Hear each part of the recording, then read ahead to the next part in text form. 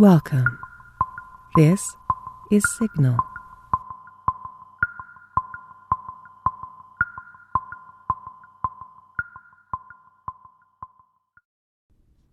Pickman's Model by H.P.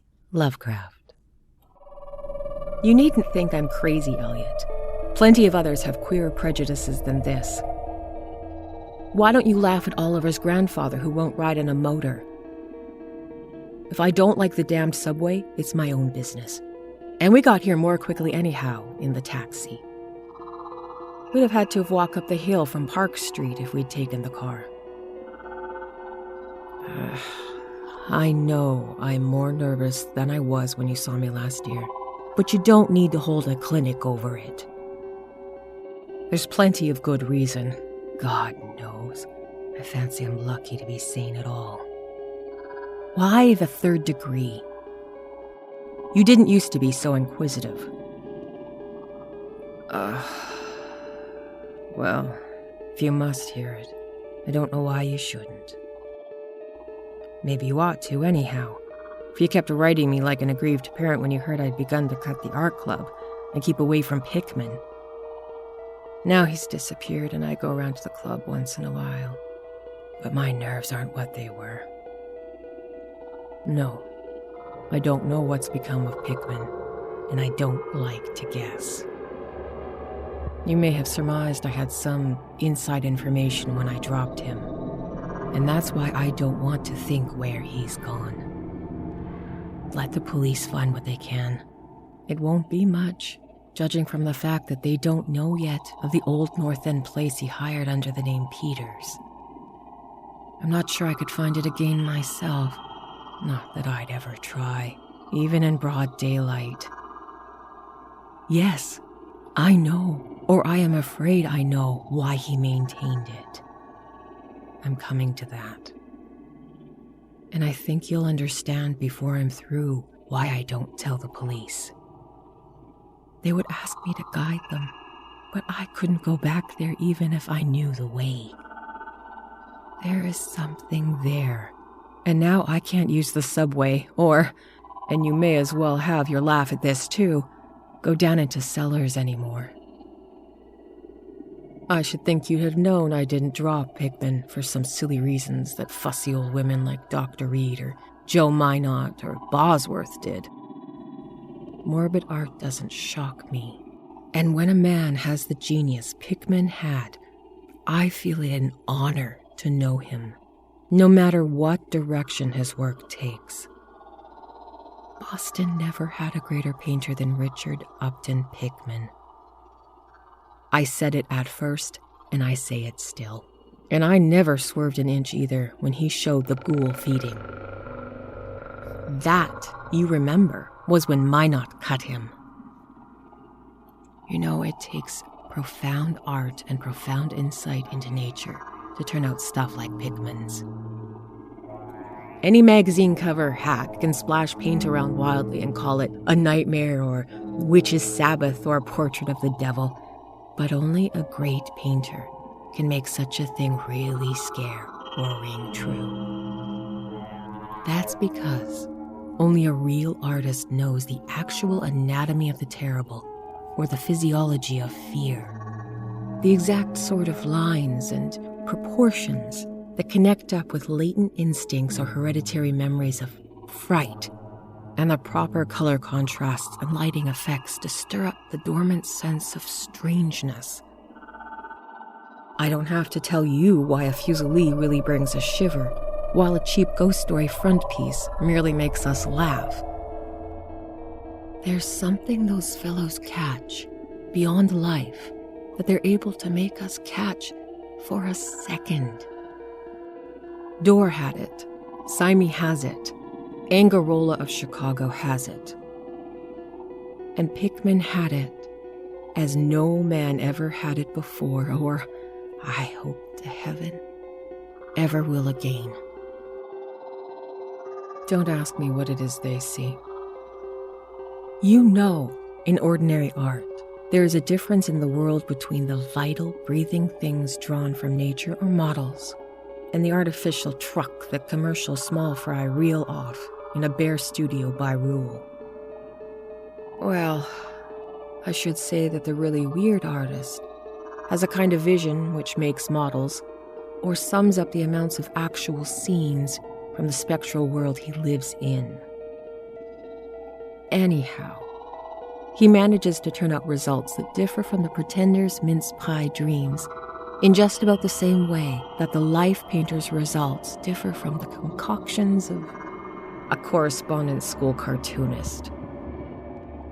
If I had ever seen what Pickman saw. But no. Here, let's have a drink before we get any deeper. God, I wouldn't be alive if I had ever seen what that man, if he was a man, saw. You recall Pickman's forte was faces. I don't believe anyone since Goya could have put so much sheer hell into a set of features or a twist of expression. And before Goya, you have to go back to the medieval chaps who did the gargoyles and chimeras on Notre Dame and Mount Saint-Michel.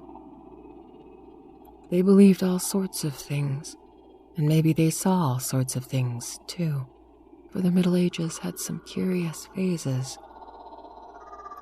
I remember you asking Pickman yourself once, the year before you went away, wherever in thunder he got such ideas and visions.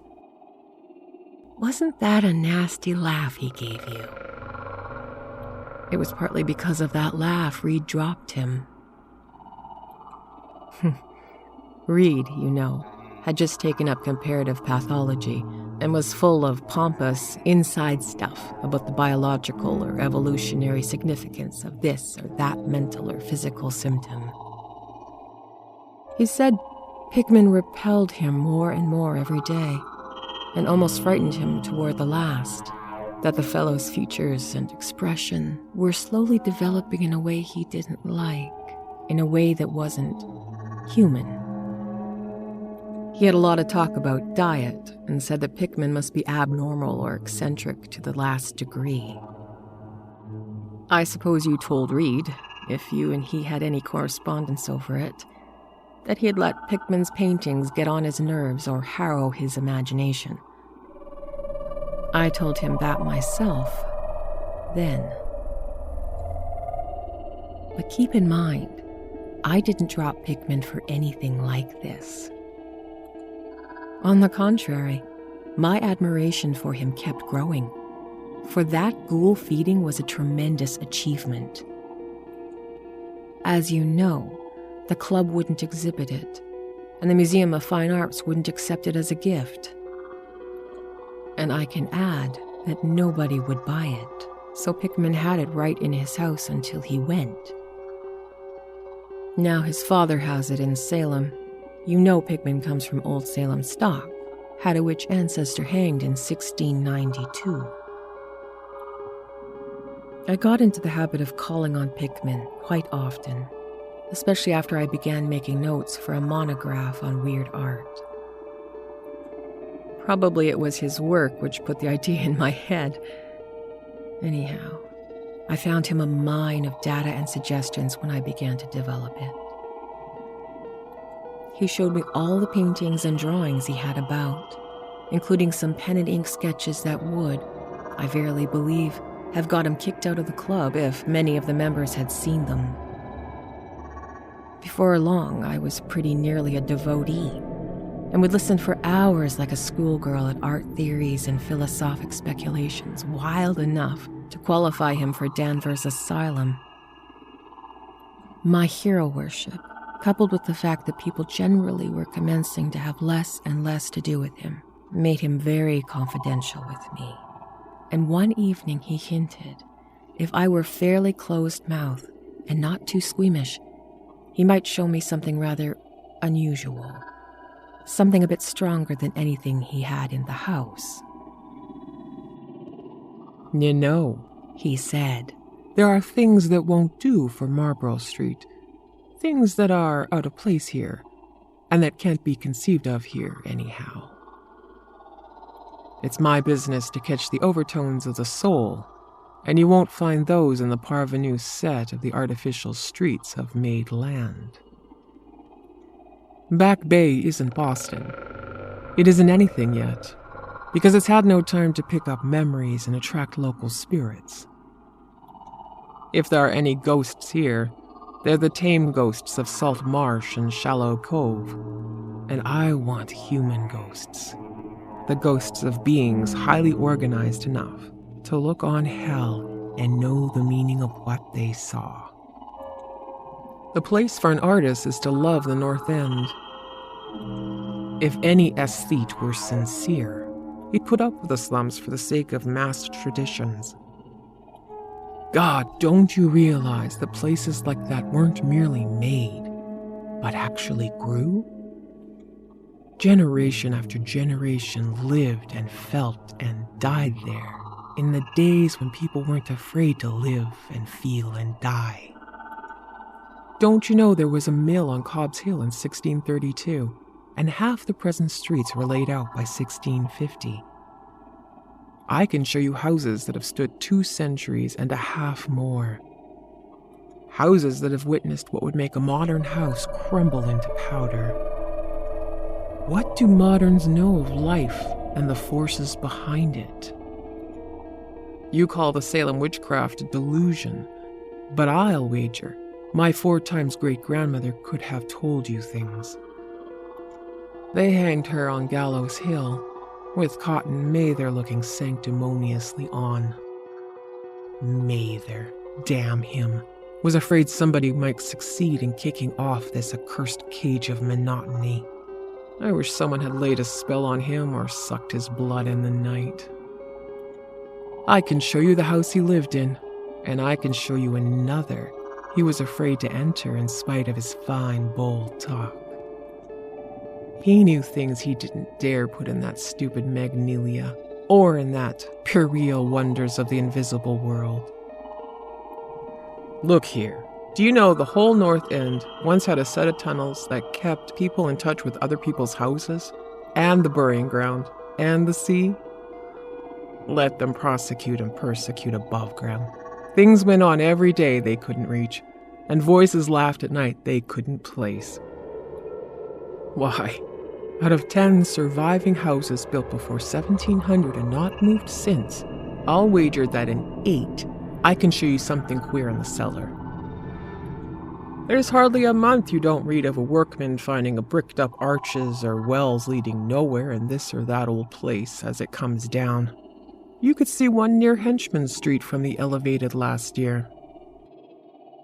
There were witches and what their spells summoned, pirates and what they brought from the sea, smugglers, privateers, and I tell you, people knew how to live, how to enlarge the bounds of life in the old times. This wasn't the only world a bold and wise man could know. And to think of today in contrast, with such pale pink brains that even a club of supposed artists gets shudders and convulsions of a picture that goes beyond the feelings of the Beacon Street tea table. The only saving grace of the present is that it's too damn stupid to question the past very closely. What do maps and records and guidebooks really tell of the North End? At a guess, I'll guarantee to lead you to 30 or 40 alleys, and networks of alleys north of Prince Street that aren't suspected by 10 living beings outside the foreigners that swarm them. And what do those foreigners know of their meaning? No, Thurber.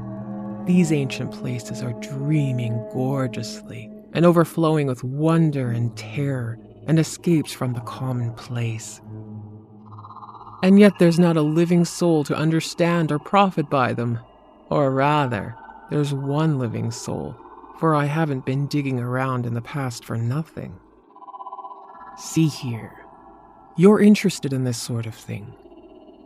What if I told you that I've got another studio up there, where I can catch the night spirit of antique horror and paint things I couldn't even think of on Marlborough Street? Naturally, I don't tell those cursed old maids at the club, with Reed, damn him, whispering, even as it is I'm some sort of monster bound down the toboggan of reverse evolution. Yes, Thurber, I decided long ago one must paint terror as well as beauty from life. So I did exploring in places where I had reason to know terror lives.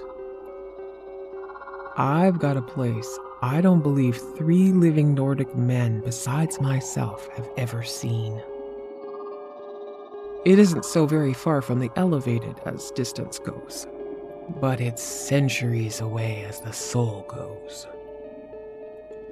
I took it because of the queer old brick well in the cellar, one of the sort I told you about. The shack's almost tumbling down, so nobody else will live there. I hate to tell you how little I pay for it. The windows are boarded up, but I like it all the better, since I don't want daylight for what I do. I paint in the cellar where the inspiration is thickest, but I have other rooms furnished on the ground floor. A Sicilian owns it, and I've hired it under the name Peters. Now, if you're game, I'll take you there tonight. I think you'd enjoy the pictures, for as I've said, I've let myself go there a bit. It's no vast tour. I sometimes do it on foot, for I don't want to attract attention with a taxi in such a place. We can take the shuttle from South Station to Battery Street, and after that, the walk isn't much. Well, Elliot, there wasn't much for me to do after that harangue, but keep myself from running instead of walking to the first vacant cab we could sight. We changed to the elevated at South Station, and about 12 o'clock I climbed down the steps at Battery Street and struck along the old waterfront past Constitution Wharf. I didn't keep track of the cross streets, and I can't tell you yet which we turned up, but I know it wasn't Greeno Lane. When we did turn, it was to climb through the deserted length of the oldest and dirtiest alley I have ever seen in my life, with crumbling-looking gables and broken small-paned windows, archaic chimneys that stood half disintegrated against the moonlight sky. I don't believe there were 3 houses in sight that hadn't been standing in Cotton Mather's time. Certainly I glimpsed at least 2 with an overhang, and once thought I saw the peaked roof line of an almost forgotten pre-gambrel type, though antiquarians tell us there are none left in Boston. From that alley, which had a dim light, we turned to the left into an equally silent and still narrower alley with no light at all, and in a minute we made what I think of as an obtuse, angled bend toward the right in the dark. Not long after this, Pickman produced a flashlight and revealed an antediluvian 10-paneled door that looked damnably worm-eaten. Unlocking it, he ushered me into a barren hallway with what was once splendid dark oak paneling. Simple, but of course thrillingly suggestive of times of Andros and Phipps and the witchcraft. Then he took me through a door on the left, lighted with an oil lamp, and told me to make myself at home. Now, Elliot, I am what the man in the street would call fairly hard-boiled, but I'll confess, what I saw on the walls in that room gave me a bad turn. They were his pictures, you know, the ones he couldn't paint or even show on Marlborough Street. And he was right when he said he had let himself go. Here, have another drink. I need one anyhow. There is no use my trying to tell you what they were like, because the awful, blasphemous horror, the unbelievable loathsomeness, and the moral fetter came from simple touches quite beyond the power of words to classify. There was none of the exotic technique you see in Sydney Sim, none of the trans-Saturnian landscapes and lunar fungi that Clark Ashton Smith uses to freeze the blood. The backgrounds were mostly old churches, deep woods, cliffs by the sea, brick tunnels, ancient paneled rooms, or simple vaults of masonry. Cobb's Hill burying ground, which could not have been many blocks away from this very house, was a favorite scene. Madness and monstrosity lay in the figures in the foreground, for Pickman's morbid art was preeminently one of demonic portraiture. These figures were seldom completely human, but often approached humanity in varying degrees. Most of the bodies, while roughly bipedal, had a forward slumping and vaguely canine cast. The texture of the majority was a kind of unpleasant rubberishness. Ugh, I can see them now. Their occupations, well, don't ask me to be too precise. They were usually feeding. I won't say on what. They were sometimes shown in groups in cemeteries or underground passages, often appearing to be in battle or over their prey, or rather, their treasure trove. And what damnable expressiveness Pickman sometimes gave the slightest faces of this charnel booty. Occasionally things were shown leaping through open windows at night, or squatting on the chests of sleepers, worrying over their throats. One canvas showed a ring of them baying about a hanged witch on Gallows Hill, whose face held a close kinship to theirs. But don't get the idea it was this hideous business of theme and setting which struck me faint.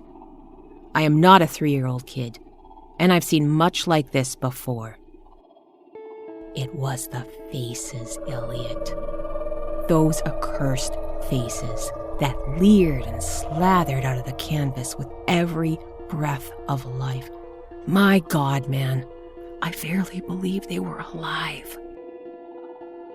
That nauseous wizard had walked the fires of hell in pigment, and his brush had been a nightmare-spawning wand. Give me the decanter, Elliot. There was one called The Lesson. Heaven pity me, I ever saw it. Listen, can you fancy a squatting circle of nameless dog-like things in a churchyard teaching a small child how to feed like themselves? The price of a changeling, I suppose. You know the old myth about how the weird people leave their spawn in cradles in exchange for human babies they steal? Pickman was showing what happens to those stolen babes, how they grow up, and how they begin to see a hideous relationship in the faces of the human and non-human figures. He was, in all his gradations of morbidity between the frankly non-human and the degradedly human, establishing a sardonic linkage and evolution. The dog things were developed from mortals. And no sooner had I wondered what he made of their own young, as left with mankind in the form of changelings, than my eye caught a picture embodying that very thought. It was that of an ancient Puritan interior, a heavy-beamed room with lattice windows, a settee, and clumsy 17th century furniture, with the family sitting about while the father read from the scriptures. Every face but one showed nobility and reverence, but that one reflected the mockery of the pit. It was that of a young man in years, and no doubt belonged to the supposed son of the pious father, but in essence, it was the kin of the unclean things. It was their changeling, and in the spirit of supreme irony, Pickman had given the features a very perceptible resemblance to his own. By this time, Pickman had lighted a lamp in an adjoining room and was politely holding open the door for me, asking if I would care to see his modem studies. I hadn't been able to give him much of my opinions. I was too speechless with fright and loathing, but I think he fully understood and felt highly complimented. And now I want to assure you again, Elliot, I am no mollycoddle to scream at anything which shows a bit of a departure from the unusual. I am middle-aged and decently sophisticated, and I guess you saw enough of me in France to know I'm not easily knocked out. Remember, too, I had just about recovered my wind and gotten used to those frightful pictures, which had turned colonial England into an annex of hell. Well, despite all of this, the next room forced a real scream out of me, and I had to clutch at the doorway to keep from keeling over. The other chamber had shown a pack of ghouls and witches overrunning the world of our forefathers. But this one brought the horror right into our daily life. God, how that man could paint! There was a study called Subway Accident, in which a flock of the vile things were clambering up from some unknown catacomb through a crack in the floor of the Boylston Street subway and attacking a crowd of people on the platform. Another showed a dance on Cobb's Hill among the tombs with the background of today. Then there were any number of cellar views with monsters creeping through the holes and rifts in the masonry and grinning as they squatted behind barrels or furnaces and waited for their first victim to descend the stairs. One disgusting canvas seemed to depict a cross-section of Beacon Hill, with ant-like armies of mephitic monsters squeezing themselves through burrows that honeycombed the ground. Dances in the modern cemeteries were freely pictured, and another conception somehow shocked me more than all the rest. A scene in an unknown vault, where scores of the beasts crowded about one who held a well-known Boston guidebook and was evidently reading aloud. All were pointing to a certain passage, and every face seemed so distorted with epileptic and reverberant laughter that I almost thought I could hear the fiendish echoes. The title of the picture was Holmes, Lowell, and Longfellow Lie Buried in Mount Auburn. As I gradually steadied myself and got readjusted to the second room of deviltry and morbidity, I began to analyze some of the points in my sickening loathing. In the first place, I said to myself, these things repel because of the utter inhumanity and callous cruelty that they show in Pickman. The fellow must be a relentless enemy of all mankind to take such glee in the torture of brain and flesh and the degradation of moral tenement. In the second place, they terrified because of their very greatness. Their art was the art that convinced. When we saw the pictures, we saw the demons themselves and were afraid of them. The queer part was, Pickman got none of his power from use of selectiveness or the bizarre. Nothing was blurred, distorted, or conventionalized.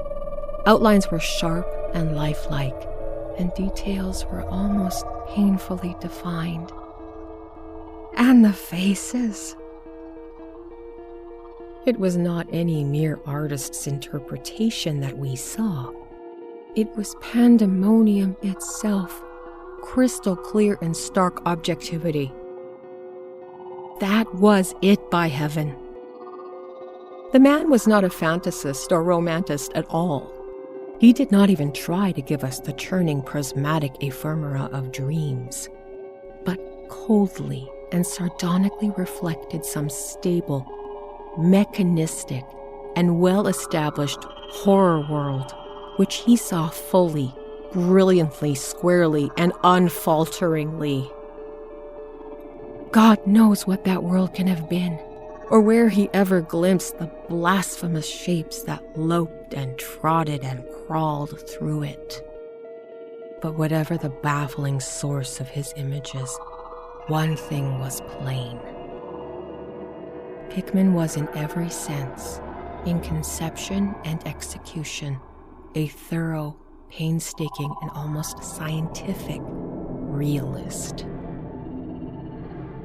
My host was now leading me the way down to the cellar to his actual studio, and I braced myself for some hellish effects among the unfurnished canvases. As we reached the bottom of the damp staircase, he turned his flashlight to the corner of the large open space at hand, revealing the circular brick curb of what was evidently a great well in the earthened floor. We walked nearer, and I saw that it must be 5 feet across, with walls a good foot thick and some 6 inches above ground level. Solid work of the 17th century, or I was much mistaken. That, said Pickman, was the kind of thing he had been talking about, an aperture of the networks of tunnels that used to undermine the hill. I noticed idly that it did not seem bricked up, and that a heavy disc of wood formed the apparent cover. Thinking of the things this well must have been connected with, if Pickman's wild hints had not been mere rhetoric, I shivered slightly, then turned to follow him up a step through a narrow door into a room of fair size, provided with a wooden floor and furnished as a studio. An acetylene gas outfit gave light necessary for work. The unfinished pictures on easels or propped against the walls were as ghastly as the ones upstairs, and showed the painstaking methods of the artist. Scenes were blocked out with extreme care, and penciled guidelines told of the minute exactitude which Pickman used in getting the right perspective and proportions. The man was great. I say it even now, knowing as much as I do. A large camera on a table excited my notice, and Pickman told me he used it in taking scenes for backgrounds, so that he might paint them from photographs in the studio instead of carting his outfit around town for this or that view. He thought a photograph quite as good as an actual scene or model for sustained work, and declared he employed them regularly.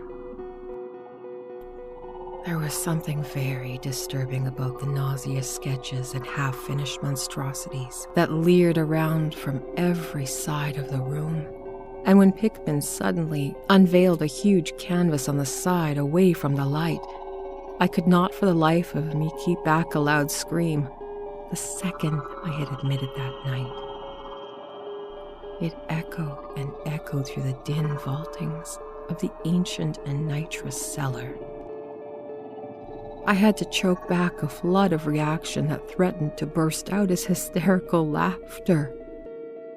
Merciful Creator, Elliot.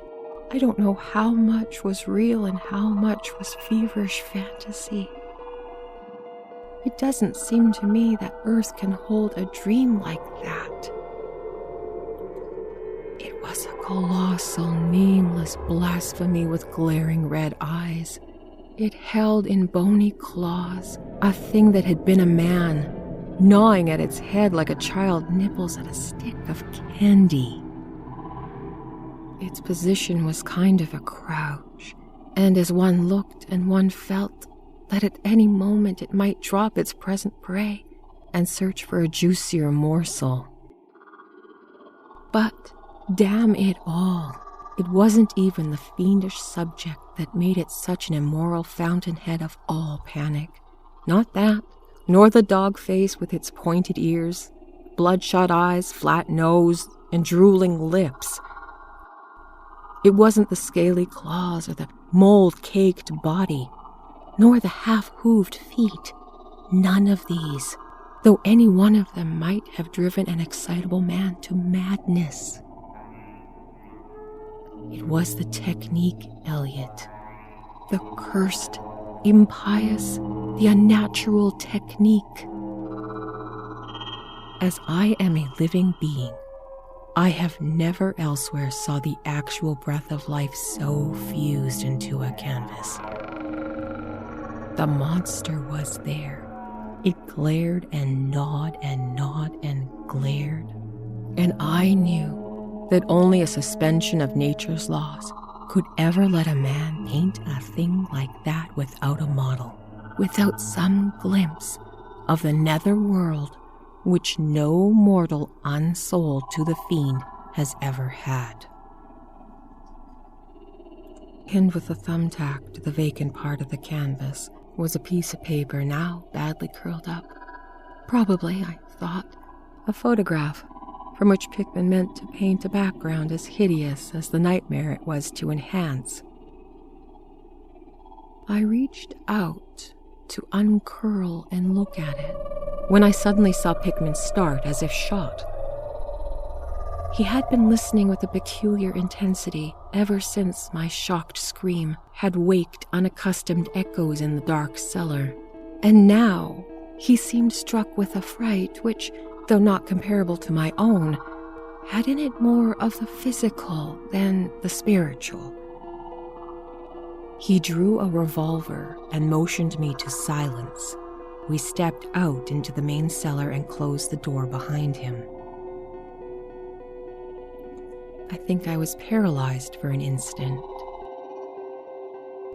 Imitating Pickman's listening, I fancy I heard a faint scurrying sound somewhere and a series of squeals or bleats in a direction I couldn't determine. I thought of huge rats and shuddered. Then there came a subdued sort of clatter, which somehow set me all in gooseflesh. A furtive, groping kind of clatter, though I can't attempt to convey what I mean in those words.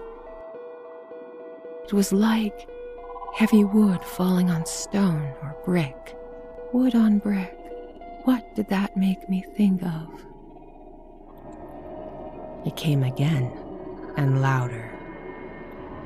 There was a vibration, as if the wood had fallen farther than it had fallen before. After that followed a sharp grating noise, and shouted gibberish from Pickman, and the deafening discharge of all 6 chambers of a revolver, fired spectacularly, as a lion tamer might fire in the air for effect. A muffled squeal or squawk, and a thud. Then, more wood and brick grating. A pause, and the opening of the door, at which I'll confess I started violently. Pickman reappeared with his smoking weapon, cursing the bloated rats that infested the ancient well. Deuce knows what they eat there, Burr. He grinned. For those archaic tunnels touch the graveyard and the witch den and the seacoast. But whatever it is, they must have run short, for they're devilish anxious to get out. Your yelling stirred them up, I fancy. Better be cautious in these old places.